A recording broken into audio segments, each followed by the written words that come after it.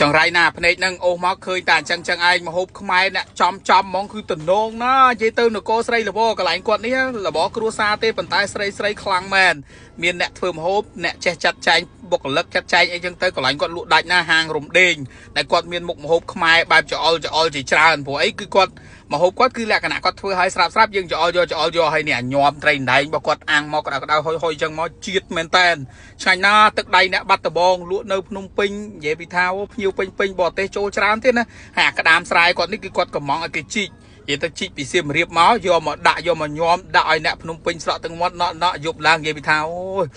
មានតាំងពីអាមុខត្រីមានតាំងពីត្រីកាហែជៀននិយាយពីថាទំនងហើយជ្រក់របស់គាត់សពមុខដាក់មកជាមួយនឹងត្រីត្រីកេះត្រីអីមិញហ្នឹងត្រីឆ្លូញអីត្រីតោនហើយជាមួយនឹងប្រភេទខ្នប់កូនត្រីអីរបស់គាត់នេះនិយាយពីថាស្រក់ទាំងមាត់ហើយអានេះគឺប្រចាំតកូលគាត់ហើយទឹកគ្រឿងអ្នកបាត់ដំបងឆ្ងាញ់ណាស់ហើយតាក់តិចអ្នកបាត់ដំបងគឺចេះមកចប់ហ្មងនេះកកោថ្នោតខ្ចីនេះគឺគាត់ចេះឆ្កឹះកន្លែងលវិញចេញដើម្បីឲ្យដាក់លវិញដាក់កកោទៅគឺអត់មានជាតិលវិញទេជាមួយនឹងត្រីដែងរស់ស្រស់គោបែបហ្នឹងមកជាមួយនឹងថ្នោតខ្ចីឆ្ងាញ់ណាស់ហើយគាត់មានសឡគោមដូងសឡប្រហើសឡអីសឡកូនត្រីចង់បានបែបមិនក៏មានដែរនៅនេះមកហូបចអុលនៅហ្នឹងគឺមកអែមធានាថាមកជាប់ចិត្តភ្ញៀវពេញនៅម្ដុំបឹងកេងកងយើងហ្នឹងឯងអត់នៅណាឆ្ងាយទេចាំខ្ញុំដាក់ផែនទីអីជូននិយាយទៅទីតាំងរបស់គាត់ហ្នឹងគឺ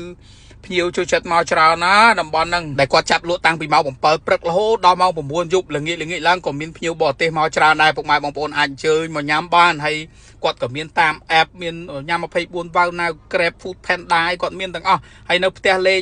35គាត់មានប្រហុកមានអីនៅផ្លូវវាយខ្សែហ្នឹងអញ្ចឹងពុកម៉ែបងប្អូនអាចមកសាកកន្លែងគាត់បាននិយាយពីថាកុំភ្លេចទេកក់ផងកន្លែងគាត់ប្រហុកអាំងអីគឺគាត់លក់ដាច់ណាព្រោះគាត់អាំងនេះគឺគាត់អាំងត្រៀមម៉ោងមិន10ឡើងខ្ញុំទៅដល់គឺគាត់អាំងឡើងពេញជាទៀសអញ្ចឹងទៅ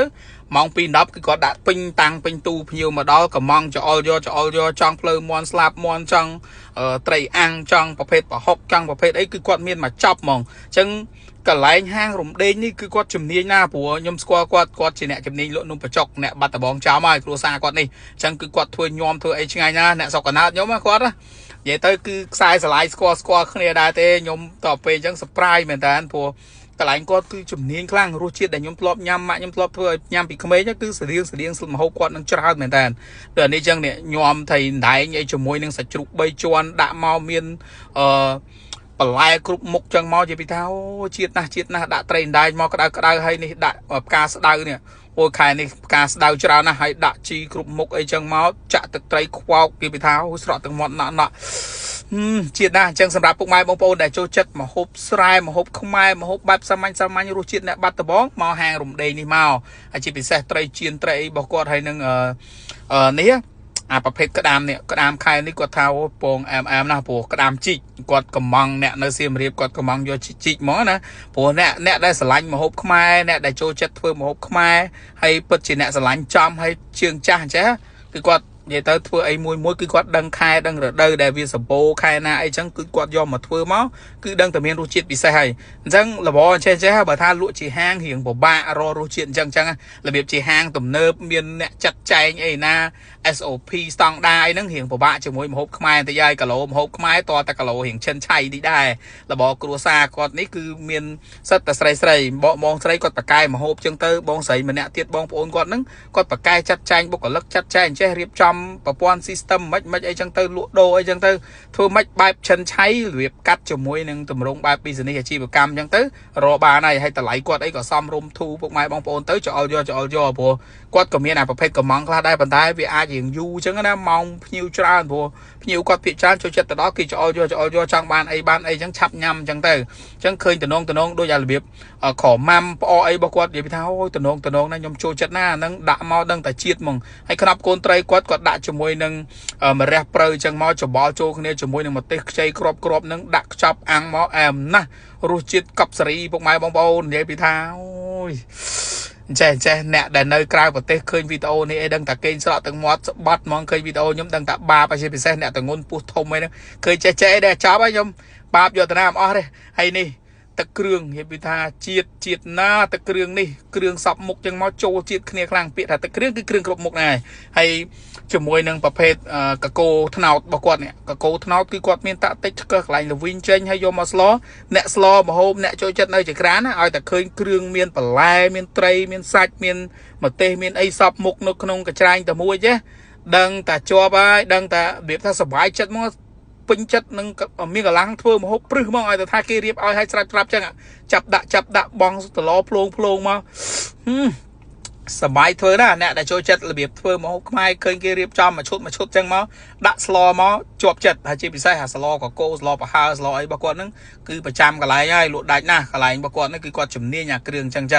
ងសម្រាប់អ្នកលក់មហូបបែបចេះបើបានប៉ះគ្រួសារដែលគាត់អ្នករៀងយកចិត្តទុកដាក់អីបន្តិចពុកម៉ែបងប្អូនសេវកន្លែងគាត់ទុកទៅកម្រខកបំណងបើថាទៅលើកទី1គីឡូថាអូសេវារៀងយឺតរៀងយ៉ាវអីតិចតួចអ្នកទាំងអស់គ្នាព្រោះពេលចេញពីតោម្ដងភ្ញៀវជាទូទៅគឺបុកទៅច្រើនខ្លាំងអញ្ចឹងធ្វើឲ្យស្ទះជាពិសេសគឺមានភ្ញៀវដែលជើងថ្មីទៅអញ្ចឹងណាអញ្ចឹងក៏យកយល់អធិស្ឋានគាត់ផងព្រោះពីខ្ញុំទៅបើភ្ញៀវគេចាស់ទៅរដងដែលខ្ញុំទៅហ្នឹងគឺគាត់អត់បញ្ហាទេព្រោះគាត់ដឹងកលុកកលៈហាងបែបម៉េចអីបែបម៉េចរបៀបរបបញ៉ាំនៅនឹងម៉េចអីចឹងទៅព្រោះគាត់មានតាំងពីផ្អែមមានតាំងពីអីព្រោះផ្អែមជាធម្មតាគ្រាន់តែផ្អែមមួយក៏ចាយមនុស្ស2 3នាក់ដែរមហូបខ្មែរយើងផ្អែមខ្មែរយើងគឺចាយមនុស្សច្រើនដូចមហូបចុងភៅចិនអញ្ចឹងអត់ខុសគ្នាទេហាងចិនខ្ញុំទៅចក្រានគេម្ដងបុគ្គលិកចុងភៅច្រើនណាស់អញ្ចឹងមហូបខ្មែរយើងដូចគ្នាបើថាចង់ឲ្យរលូនឲ្យ smooth ឲ្យដំណើរការល្អ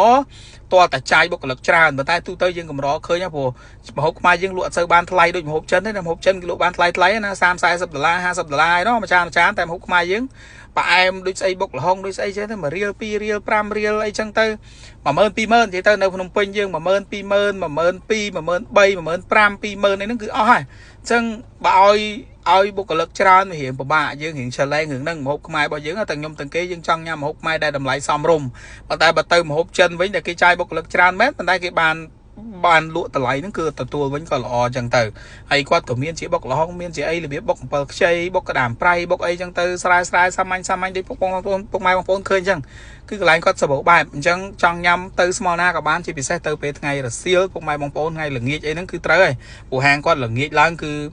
ក៏មានលក់ដែរអញ្ចឹងសម្រាប់ពុកម៉ែបងប្អូនដែលចូលចិត្តអាចឬក៏ថាស្គាល់ផ្ទះកាឡាបផ្ទះបាយកឡាបគឺស្គាល់កន្លែងគាត់ហើយអរគុណបាយបាយ